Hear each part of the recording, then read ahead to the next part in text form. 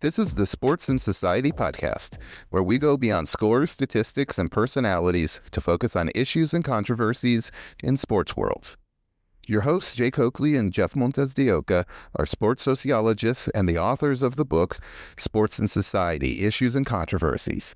The episodes in this podcast give you a behind-the-scenes look at the textbook with stories from our lives as scholars and athletes, as well as providing analysis of ongoing issues and controversies in contemporary sport worlds.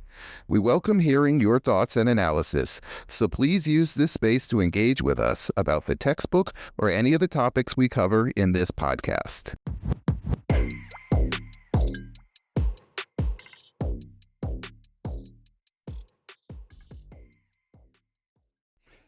Hello and welcome to the Sports and Society podcast. Your hosts are Jake Oakley and Jeff Montes de Oca. Hey, Jay.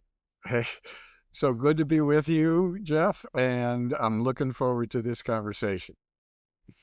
On this episode, we're going to be discussing Latine Sports, which is directly relevant to Chapter 8 on race and ethnicity in sports. We are joined by Pat Rubio-Goldsmith and Jaime Morales, two incredible guests who will help us gain a better understanding of the topic. Pat Rubio-Goldsmith earned his PhD in sociology at the University of Arizona. His research has been published in a range of journals, including the Sociology of Sport, the Sociology of Race and Ethnicity, and Socius, Sociological Research for a Dynamic World. His current research looks at how the racial, ethnic, and social class composition of high schools relates to success in interscholastic athletics. Jaime Morales is currently a doctoral candidate at the University of Connecticut, where he is completing his dissertation. His study uses testimonio as a methodology and is grounded in Lat-Crit theory to examine the sporting experiences of Latine program leaders within a sport-based youth development organization in the northeastern United States. The goal of his research is to help design a future sport-based youth development program that is culturally responsive, empowering, and liberatory for Latina youth. Welcome to the podcast, gentlemen. Thank you all. Thanks, Jeff. It's a pleasure to be here. Yeah, it's great to have you. So let's get into the first two questions. We'll ask them one at a time. We ask all of our guests the exact same questions. And I'll direct it to you first, Pat. The first question I'll direct to you, then we'll get to Jaime. But please describe your experience in sports. For me, I think it's common for kids my generation. When I grew up, we played lots of sports in elementary school. I remember forming just getting together with the other kids. We'd play football, tackle football, basketball, whatever. I went to a school that was experimental free school. So I got to go to PE 3 times a day, and they taught us track and field and soccer and all kinds of stuff. And it was just a great beginning for me to get coordinated and learn how to run around. And I've been playing different sports the rest of my life, really. It's a big part of what I've always been doing. And then I have a son now who's become a professional volleyball player. So it's been just a part of my life, and I've enjoyed it the whole time. Wow, PE 3 times a day. That's incredible. Jaime, would you want to talk about your experience in sports? Absolutely. Thank you, Jeff. I'm so happy to be here. So I had a very similar experience, played a lot of sports growing up. I grew up in a small town in Colorado called Longmont, and there was involved with organized sports at a very young age, predominantly soccer and baseball. I played a variety of other sports, dabbled with some football, American football, played basketball, even tried rugby in my high school years. So it was quite active at a younger age. As I got older, shifted away. I had the opportunity to play at a collegiate level, but at a small liberal arts college in Nebraska, if I remember correctly, or Kansas, something like that. And I didn't want to go over there. So I ended up not playing collegiately, but I continued to play sports through extracurricular, even as an adult sport leagues. Got into coaching, did a little bit of coaching while I was back in Colorado, and have been immersed in sports since. Now I get to study it, teach it, and talk about it. So that's a little bit about my background there. Well, let's direct the next question to you, Jaime, to answer first, which is, how has your experience in sports influenced the questions you ask and the research that you conduct, since you've already made that connection? I didn't know this at the time, but my sporting experience has definitely influenced how I'm approaching my research and how I think about sports. As I had mentioned earlier, I grew up in a predominantly white town. I was usually either the only brown kid or one of few brown kids on my team. Longmont didn't have a large African American population, so we didn't have a lot of black players on my team either. And so it was a very, very white space growing up for me. And it was a space that I often felt conflicted in. I was never, being brown, dark skinned, I was never fully accepted as one of the white players, or I felt like in the white community. So I always felt this sense of exclusion. Um, but there weren't very many Latino players on my team. I know there were Latino folks in Longmont. They just weren't participating in the sports that I was playing. And so I often wondered, like, why not? Where are they? Why am I the only one? And that carried on. That carried on into my graduate career, thinking about research and reading topics. A lot of stuff that I had read early on in grad school focused on the experiences of Black athletes, African American athletes. And I just felt like there was this missing story. I kept wondering, what were the stories of Latina athletes, Latino athletes, Latina athletes? Where are they? And not really seeing a lot of representation, even though we make up the largest racial ethnic minority group in the country. Just wasn't seeing it. Watching sports, oftentimes not necessarily seeing the representation, with the exception of baseball and now soccer. And that really informed the questions that I was thinking about. Obviously, where are they, the representation, but then what are the experiences? And for me personally, being stuck sort of in between these two worlds of having grown up in a predominantly white community, but then have a very, very strong Mexican background. And so wondering, like, how does sport influence my experience, but the experiences of others, especially with this bicultural identity. And so that, I would say, is what has really got me thinking about not only Latinx in sports, but also how our identities can impact or have an impact on us. Fantastic. Thanks, Jaime. Pat, how do you explain how your experience in sport has influenced your research?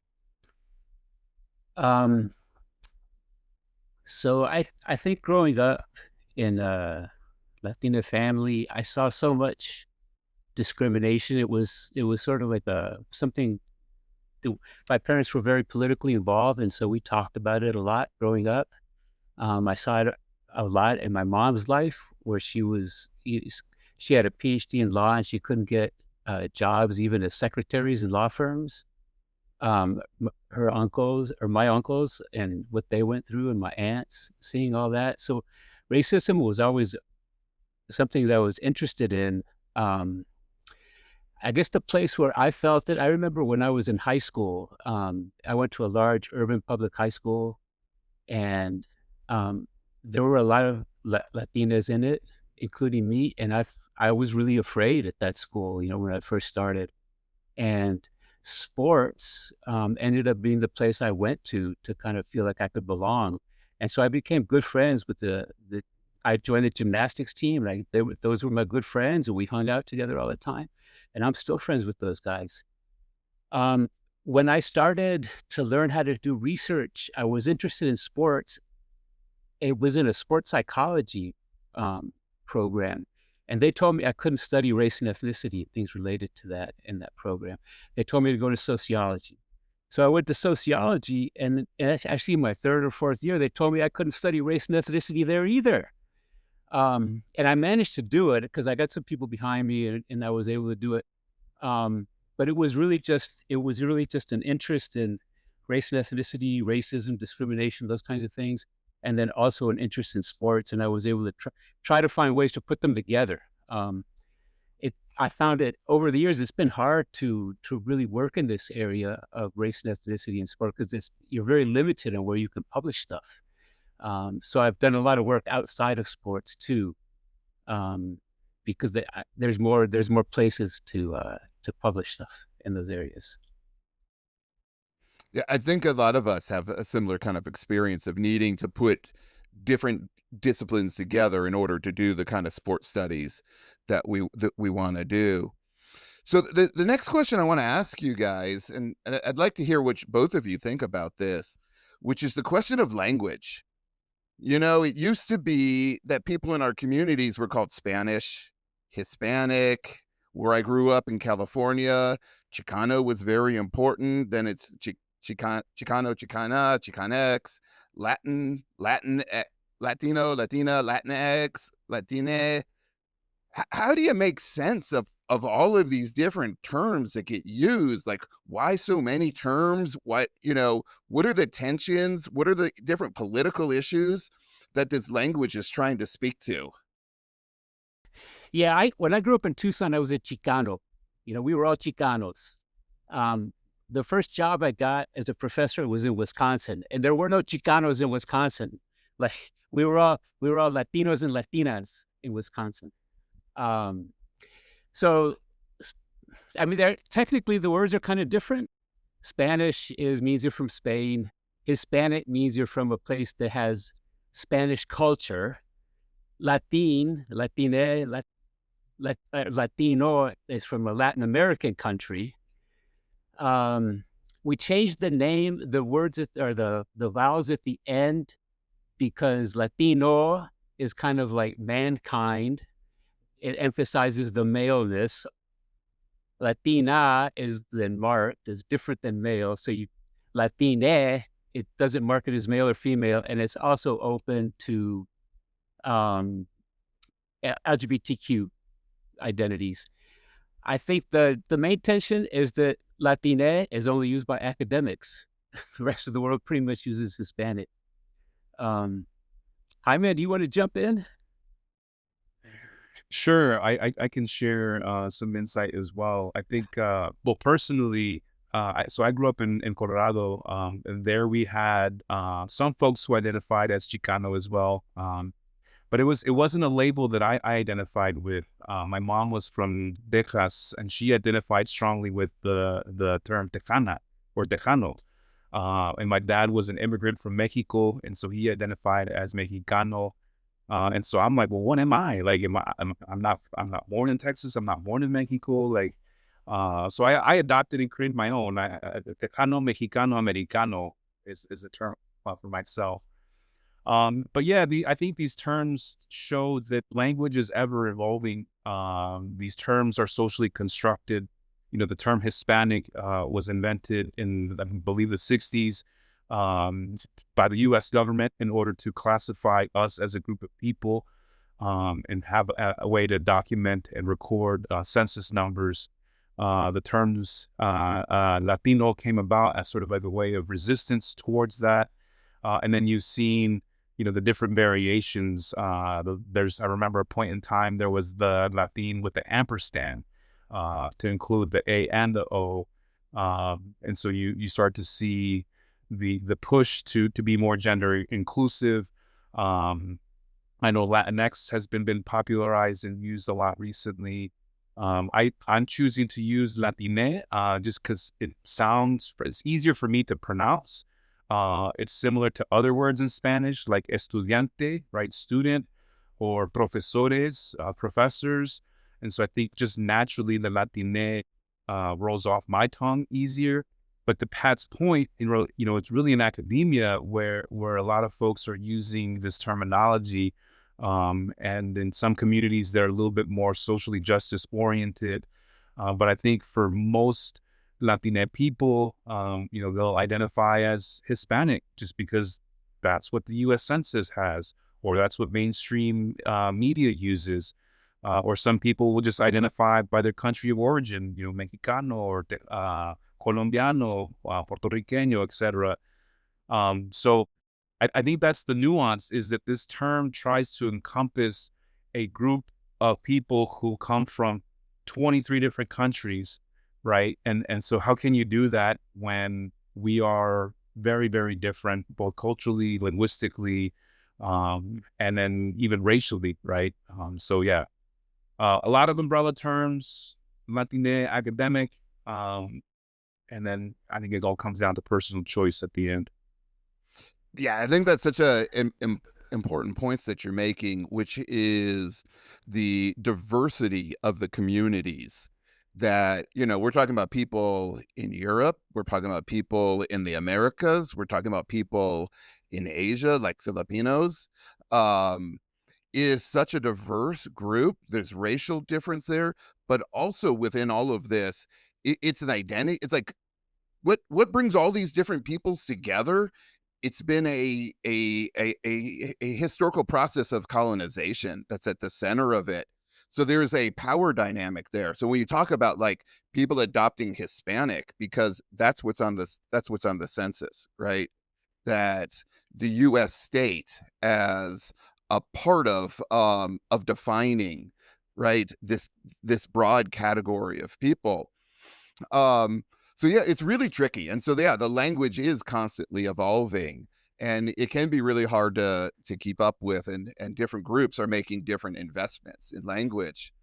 So Pat, I was wondering if you could address this next question, which is we've got this tremendous landscape of people that you and Jaime were talking about, and so it's really like impossible to generalize about a single experience, although that's often what we see in the mainstream, particularly in the United States. But can you give us kind of a mapping of sports across this broad landscape?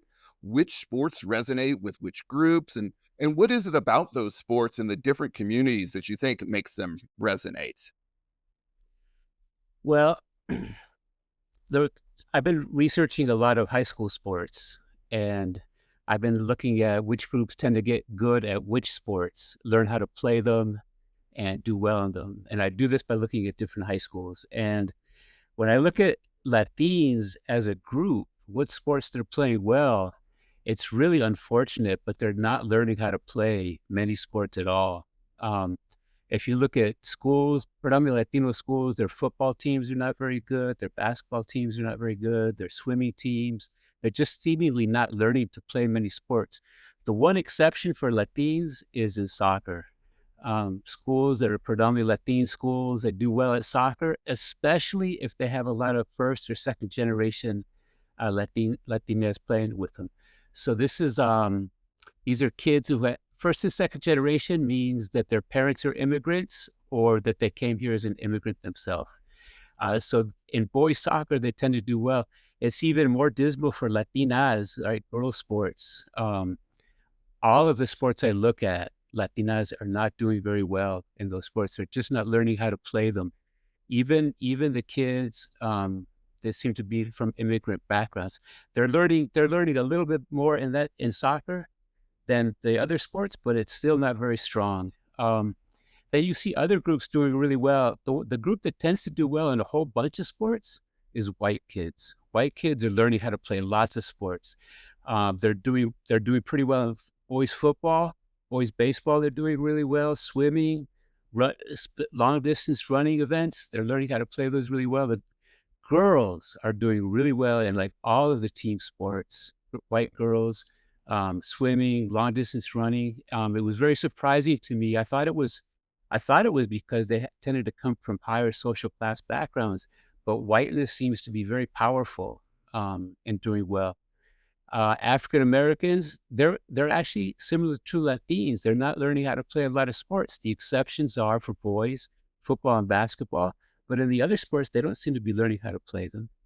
And for girls, it's only basketball pretty much that African Americans are learning how to play well. So these sports, they differ a lot in how they're related to different racial and ethnic groups. And you want me to, does anybody want to talk more about like why you think that those differences exist? Yeah, that would be great because in a way it's kind of counterintuitive to what we hear in the mainstream, which is that sport is the avenue of social mobility, that it's always the groups that are the most marginalized that are going to be making the biggest investments in sports, and we have lots of high profile black athletes. I'm I used to box, big boxing fan. Some of the top boxers, of course, are Latine. Yeah, how do you explain what could seem counterintuitive to a lot of the folks listening? Um, well, I'm busy trying to figure it out. I think what is important is to think about the community you live in and the parents you have and what they know. So, like in soccer, you see it really plainly.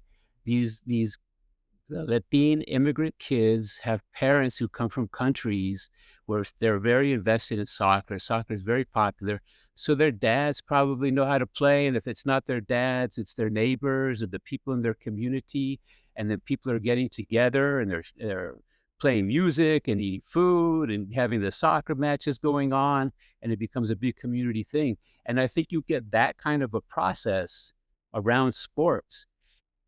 If you have resources, you don't need to, you don't always rely on your neighbors. You can purchase, you can buy it, you can join a club, you can join a league, you can go to a camp, you can pay for all these things, and you can get good at soccer, good at swimming, good at tennis. Um, so these communities that lack resources, they need to have it spread out within them to become good at it. Yeah, Pat and Hami, I'd like you to maybe address some of the external factors. Is there a scripting process that occurs in conjunction with white stereotypes of Latine people and what they should be playing or what they're best at? And does that dynamic exist?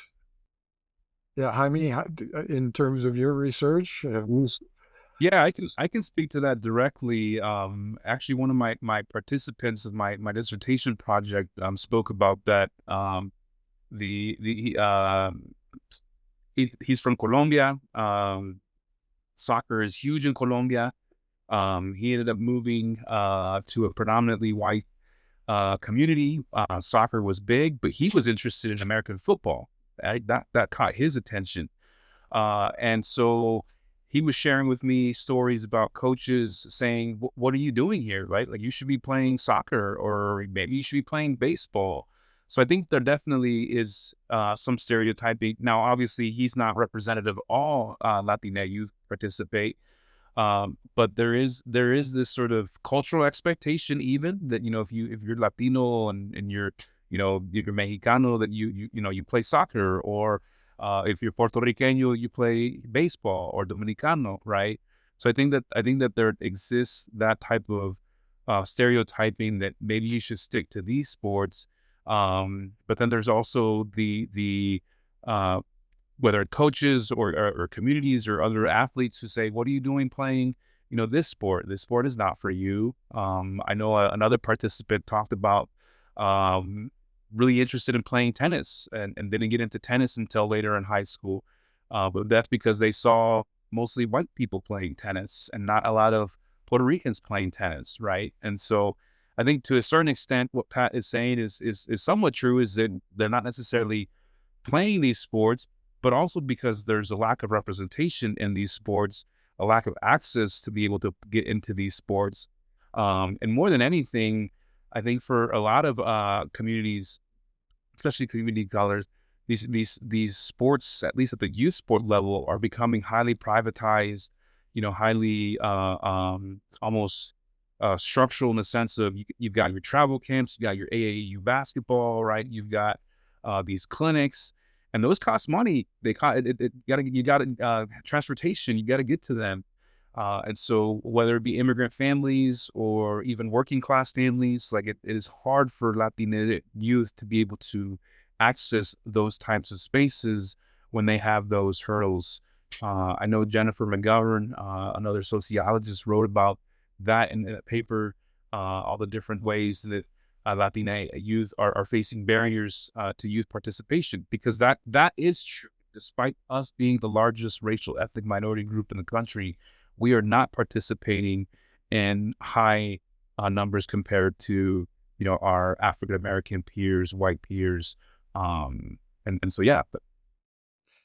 Yeah, that's really fantastic. So, I mean, I think with a lot of things that you see across all of sports worlds, part of this is institutional, as Pat talked about what's going on in the schools, what's going on in the families. I think about hometown associations, Mexican hometown associations in Los Angeles that use soccer as a means to bring folks together to create these institutions. And then that, of course, is the sport there.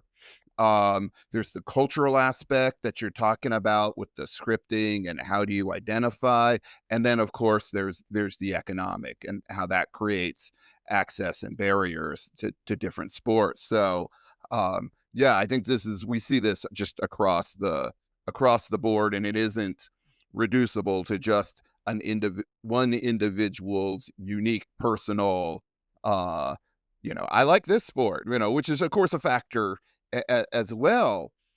So we've got this really sort of complicated space and complicated picture that you're both painting right now. Jaime, I was wondering if you could talk more about your use of testimonio as a methodology, because you've again referenced it from your doctoral research. But yeah, if you could explain that, like how did you come to that? What do you think it accomplishes for you, and what you're trying to accomplish with the scholarship you're doing? Yeah, definitely. I'll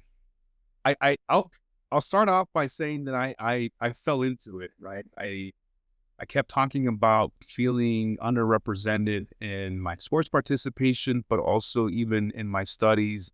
So as I was going through my graduate training, I was looking for theories. I was looking for methodologies that spoke to my lived experiences, and I couldn't necessarily find any. And that was until I read Lindsay Perez Huber's work on testimonio. She's not the first to write about testimonio. There's certainly more that have come before, but her paper really introduced me to the methodology, and that's where it started. So testimonio in itself, I won't get too academic, but testimonio originates in Latin America. It's a really strong and older form of research that was done there, and through mostly oral tradition, right? Kind of oral histories and talking about the lived experiences of folks in Latin America. And the difference is that testimonio really speaks to denouncing injustices that communities or people are facing.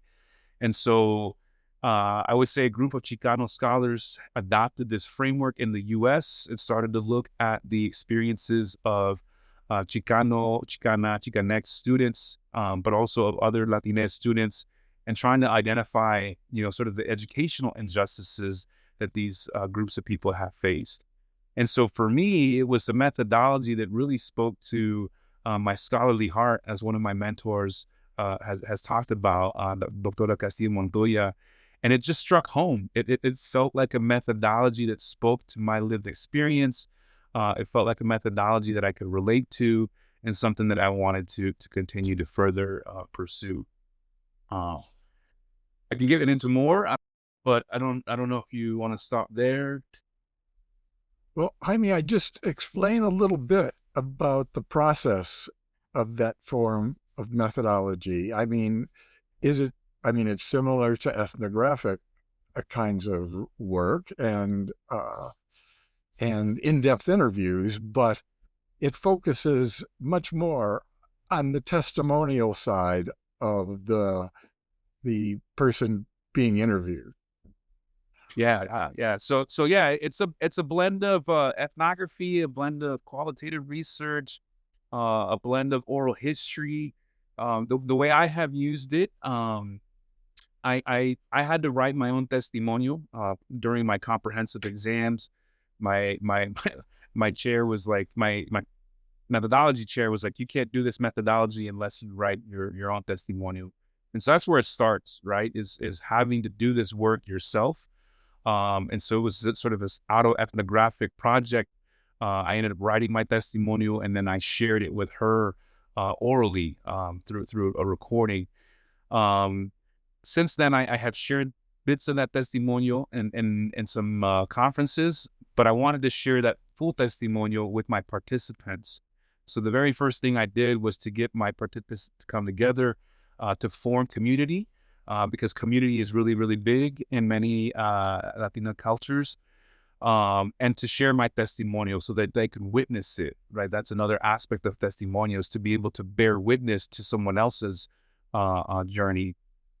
So I shared that testimonial with them. We reflected upon it. I asked them questions during this initial gathering, and kind of laid out the groundwork. This is where it comes from, sort of like this is what it's been used for. And then after that, I had individual conversations, or charlas. I used the term charlas as opposed to interviews, because really it's a conversation. I'm having a conversation just like we are here. I'm talking to my participants about their lived experiences, both in sport, but also as a Latine in sport. And I'm, during this conversation, posing questions for them to think about, that they might want to then use, or at least to reflect on, for them to construct their testimonial. So the culmination of the project has been them, whether it's writing or producing their testimonial in another way. I have a participant that used photos to sort of tell their testimonial. It's really their own, again, sort of lived experience, their history, and then they're sharing it with me. I'm bearing witness to that. And so it is this sort of process of autoethnography, interviews, a narrative type of research project. But really, what I'm trying to get at is, what are the injustices that they might be facing in this sporting landscape as a Latino, Latina person in sports? Hey, Jay, I know you have more questions about school sports, but I did have one more follow-up question for Jaime about the methodology. I understand that you've explained how this is like really powerful for the work you're doing and really effective in Latina communities, but I'm wondering if other people in sport management like yourself might find this an effective methodology. I mean, is it unique to the research you're doing, or is this something that other sport management scholars could pick up on? We'll find out, Jeff. We will certainly find out. I don't know for sure. I have had the opportunity to present this at the NASM, the Conference of the North American Society for Sport Management. It was receptive, from what I hear, or at least the feedback that I got. But I know historically that a lot of research, especially from Black scholars, has not necessarily been accepted in the sport management realm. A lot of this type of work has sort of been categorized as sociological. It needs to be in, the sociology of sport space. So we'll see. I'm hoping to obviously publish in that space. My discipline is sport management, but I don't know. Historically, I'm a little, I guess, nervous about how well it might be received. But only time will tell. Yeah, I understand that from the disciplinary perspective, and why you would be anxious. And actually, we have some folks later this week that'll be on the podcast specifically talking about critical developments in sport management. But it just seems like the richness of the information that this research that you're doing, this methodology, regardless of the community, would be so valuable for people that need to work in and with those communities. And one of the things that Jay always talks about for people in sport management, that the bulk of the jobs doing actual sport management is at the community level, right? The municipal level, schools, parks, all of these different kinds of spaces where you really actually have to provide a valuable service to those communities. It's about health, physical health, mental health, community health, all of those things. And just the kind of knowledge you're generating it's so powerful in that regard. And I would think about that especially for people working in different school settings. But maybe you wanted to follow up with Pat, Jay, because I know you had some more questions that you wanted to get into about the schools. Yeah, yeah, Pat. I mean, in your research, it's really intersectional in a primary way, and you're combining the ethnicity piece with the racial piece with social class and the institution of the school, and they're all coming together in some interesting ways. And I just wondered, what's your general sense of the different experiences that the Latina population has as students in these different kinds of settings combined with social class and other factors? So Latina, the population, like it's in some ways we're integrated into society, but a lot of us are very segregated too. So segregated Latina communities exist in the United States for many different reasons. Many of them dealing with things like housing discrimination and such. To live within a Latina community, it has some very strong positive aspects to it. You can retain your culture, retain your language. You're free from a lot of discrimination. You might be able to hide in numbers if ICE is looking for you or something like that. But the thing about Latina communities is they tend to be low income as well, and so it concentrates poverty. And so lots of resources that are often provided for, say, white middle-class communities are missing from Latina communities. And so opportunities to play sports right around you are often lacking. And when they go to school from these segregated communities, there are lots of these low-income students, so then you have a low-income population at the school, and the schools offer fewer sports. So sports like golf and tennis and swimming are often not going to be offered at all. Compared to size, a lot of these are big schools because they're urban schools, but they don't have many sports programs compared to other places. Other places offer all those other sports, and in addition, I mean, the things that Jaime was talking about was like, if you're a brown kid and you enter a white space in an integrated community, there's not only going to be like, you're not supposed to be good at this, but they kind of don't want brown people around a lot of the time.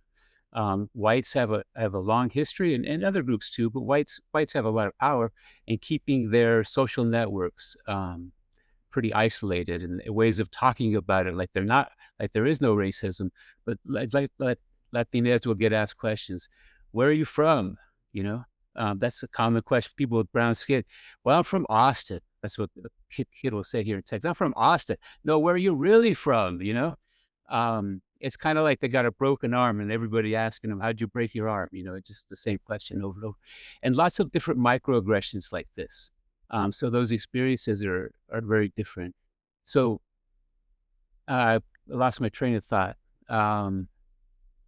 So there's the stereotypes, the segregation, they lead to very different experiences. And they don't have a lot of times parents that grew up playing swimming or tennis. They don't have an opportunity to learn those from their parents. The economics of sports really hurts Latinas too. It costs so much money nowadays to join those private sports clubs. And for Latinas, girls, there's a lot of responsibilities in the home, especially in immigrant communities, that they're required to do from their parents. So their parents want them to be at home a lot, and they want them to help out around the house a whole lot. And it makes it very hard for them to participate in sports. And so this avenue, which many of us have found very fulfilling in our lives, that we've got so many positive things out of it, it's just not going on in Latina communities to the extent that probably would like. Yeah. I just wanted to have a follow-up question. I mean, to interrupt you, but some of the literature talks about how across Latina communities, skin color is such an issue. We talk about there's different, Latina races or Latina, so folks that are Black, somebody like my dad who's Indian, who's very brown skinned, people like myself who, unless you see my last name, I pass for white. And I'm wondering if in your research, did that come out in your research? Does skin color impact Latina experiences in sport from your research, Pat? Sorry, I haven't looked at that one. On that skin color, I for sure it does. For sure, skin color matters a lot. It just becomes so. I mean, I look like you, Jeff. Right? I'm light skinned and I can pass for white. So people will sometimes be surprised to find out that I'm not white, and they'll say, "Well, but you're different from the other ones." They'll say something like that. Um, yeah, skin color becomes a marker that is related to so many other things. Skin color is related to like the extent of discrimination your family has experienced historically. And so skin color then becomes associated with social class. Skin color is probably related to marriage. Skin color is probably related to how well people will accept you. We know these things from lots of research on skin color. Go ahead, Jaime. Yeah, I'd like to chime in on this one. So in my research that I've conducted with my participants, I have a small sample, so it's not representative of the larger Latina population. But that has come up. Race has come up a lot in our conversations. Most of my participants, I would say, self-identify as white ? Because there's this ambiguity that they're feeling or sensing. They know that they pass as white. Some of them grew up in predominantly white communities, played on predominantly white teams. So there's this sense of like they feel connected, but at the same time they know that they're different. And it's either usually because of their last name or because they speak Spanish, or oftentimes because of their interactions with their teammates who might say either some racist or prejudiced things. But I have a couple participants who identify as either indigenous or mixed race, and they have shared the opposite, right? They have shared that because of their skin color, that they have received either racial remarks or derogatory remarks towards them or towards others because of the color of their skin, as Pat was saying. Unfortunately, none of my participants identify as Black or Afro-Latino, but I know it's something that comes up even in professional sports. I think of a couple years ago, the World Series. I think it was the Rangers and Diamondbacks. There was a headline that for the first time ever there was no U.S.-born Black player. But on the field, there were several Black players. They were just Latino. They were Afro-Latinos, right? And so, skin color for the Latino community comes into play because we are mixed race. We pass as white. We are Black. We are brown. Indigenous. And so that is something that has been missing in these conversations. I know with the Flores, the former NFL head coach, often racialized as Black, who his parents are from Honduras, right? And so the conversation again is about his Black identity and less about his Latina identity. And so those things tend to get erased, but also have an impact on the sporting experiences, and those should be discussed more. So as we think about this, I'm kind of curious about, again, going back to your research, for what you're trying to accomplish, the praxis that you're trying to do through this research. What would you say are the characteristics of a successful sport-based youth program for Latina youth? Like, what does it mean for you for it to be culturally responsive, empowering, and liberatory? That's a great question. I will have a much more definitive answer when I get to the end of my dissertation. But I think for me, I'll start off with the fact that many sport-based youth development programs have been built and sort of designed around the positive youth development framework, which isn't necessarily a bad framework, right? It's trying to look at the used and their lives in a positive manner as opposed to a deficit manner. However, a lot of the work on sport-based youth development and even just PYD, the positive youth development framework, often come from Eurocentric perspectives, right? So these life skills are often based on, the norms of Western society, the norms of, an American quote unquote society, and really rooted in whiteness at the end of the day.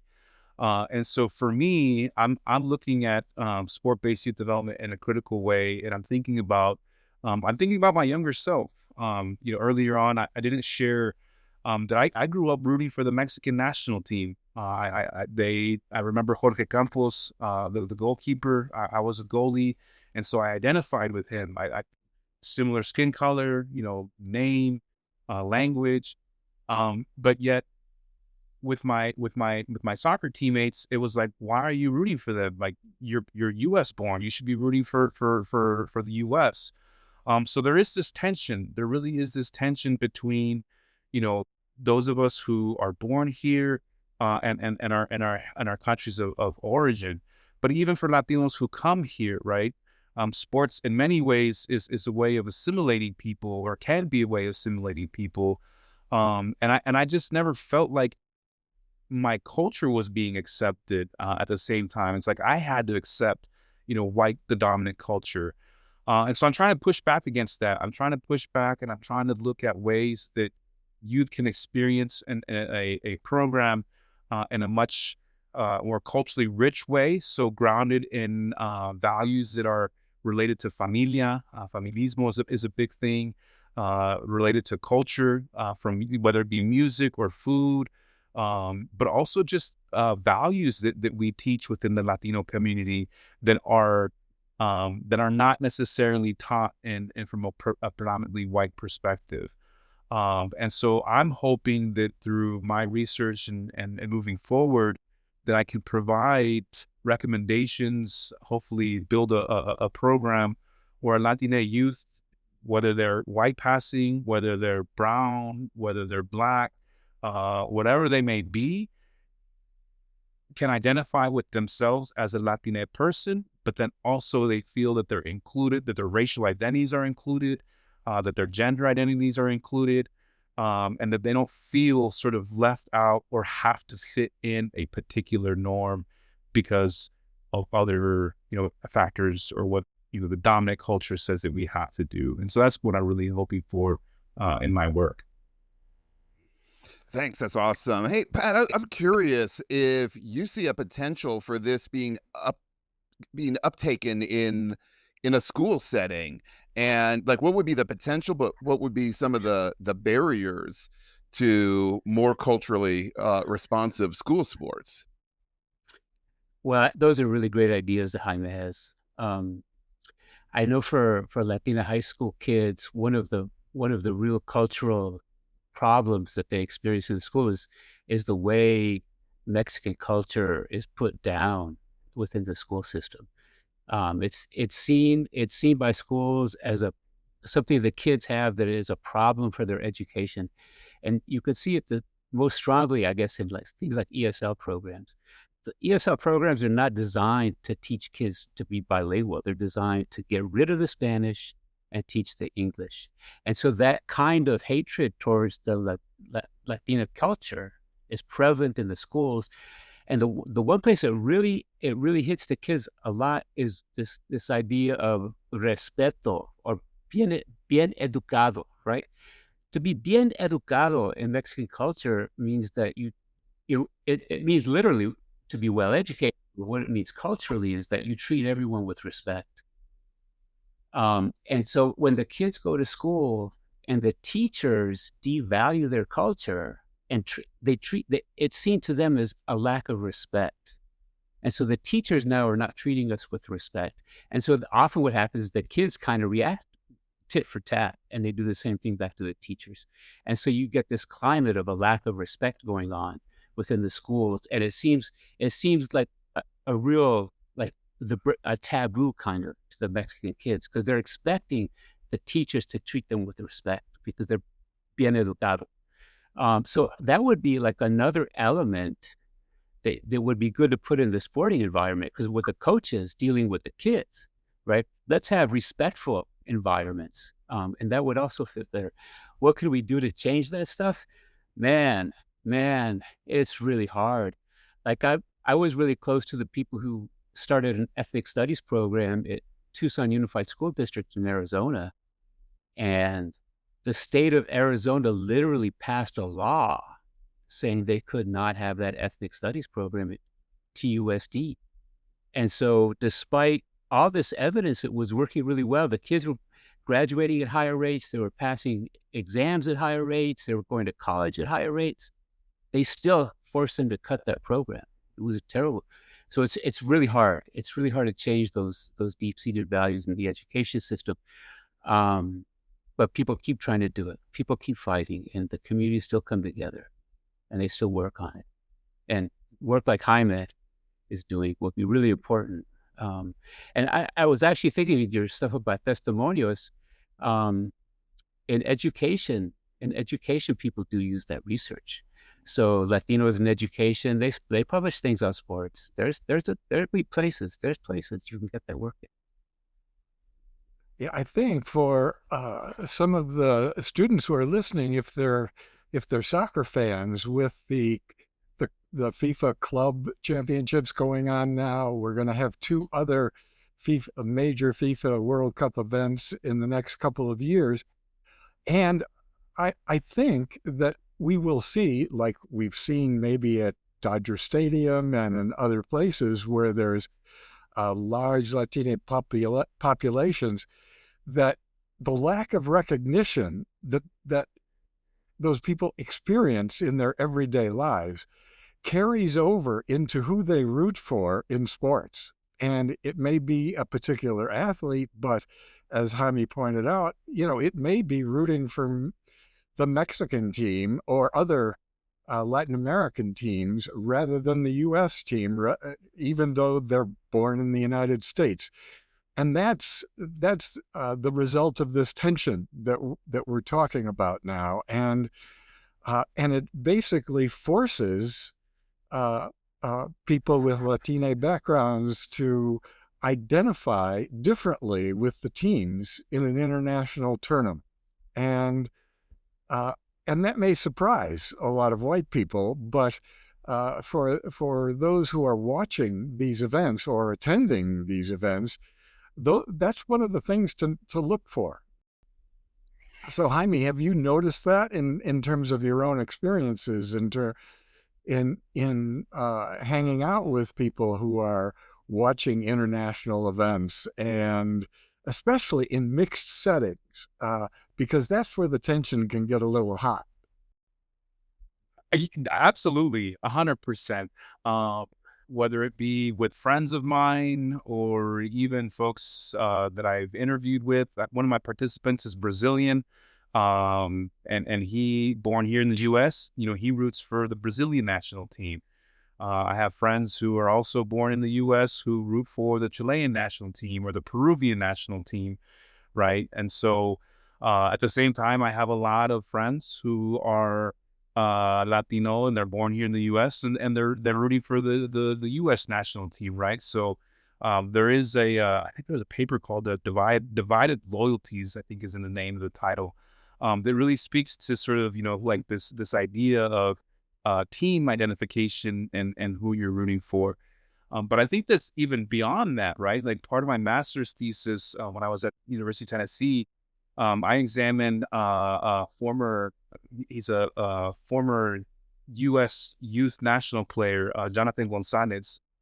He grew up playing with the youth national team up until he was 18. And then right before the 2020 World Cup, he exercised his right through FIFA's rules and regulations for a one-time switch.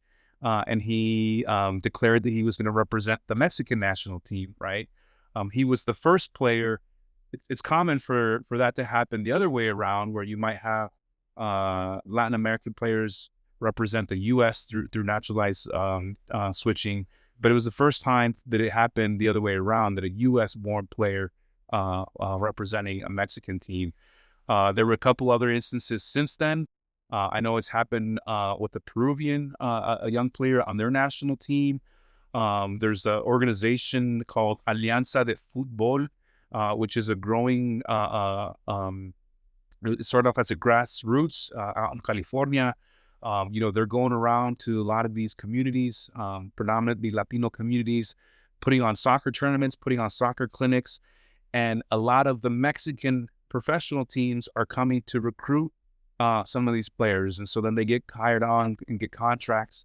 And then they end up growing up through the Mexican soccer system and then representing a Mexican national team. So it's not just about fan identification, right? It's also about player development, and in some ways, sort of this trade war of who can get the next and best soccer star from this Latino community. So I think that it has more impact if we look at it that way as well. I have to admit, I very rarely cheer for a U.S. team unless they're playing against a European national team, because as a Chicano and American Indian, it's hard for me to cheer for a colonizer. Speaking of colonizers, this is June of 2025 that we're doing this recording. And we have seen weeks and weeks now of increased raids against immigrant communities conducted by ICE. Obviously, the sports space is being politicized by this. Right now, the Dodgers organization is giving $1 million to support immigrant families that are being caught up in the raids. And I was wondering if you two can just sort of comment on the impact of the xenophobia we're seeing in the United States right now, the impact of it on Latina communities, and how you see potentially sports figuring into all of that. Yeah, and Pat, have you seen it in the high schools in terms of your observations? Well, I don't have any data on it, but I do know what's going on in high schools and some in the communities they're attacking.